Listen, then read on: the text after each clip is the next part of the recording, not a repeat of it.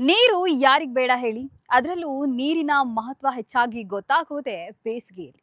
ಪ್ರಕೃತಿ ನಮಗೆ ನೀಡಿರುವಂತಹ ಅಮೂಲ್ಯವಾದ ಕೊಡುಗೆಗಳಲ್ಲಿ ನೀರು ಕೂಡ ಒಂದು. ಮಾನವರು ಮಾತ್ರವಲ್ಲದೆ ಭೂಮಿಯ ಮೇಲಿರುವ ಎಲ್ಲಾ ಜೀವ ಸಂಕುಲಗಳಿಗೂ ನೀರು ಅತ್ಯಗತ್ಯ.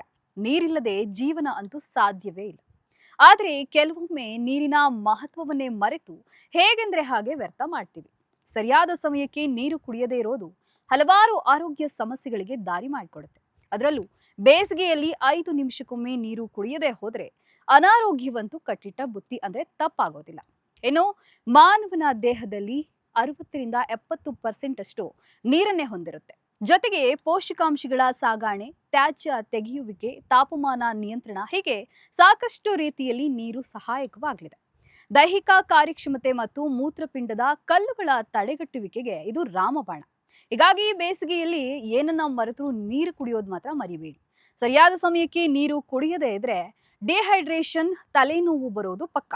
ಆದ್ರೆ ಬೇಸರದ ಸಂಗತಿ ಏನಪ್ಪಾ ಅಂದ್ರೆ ಈ ಸಮ್ಮರ್ನಲ್ಲಿ ಸಿಟಿಗಳಂತಹ ಊರುಗಳಲ್ಲಿ ನೀರು ಸಿಗೋದೇ ಕಷ್ಟ ಸಾಧ್ಯವಾಗಿದೆ.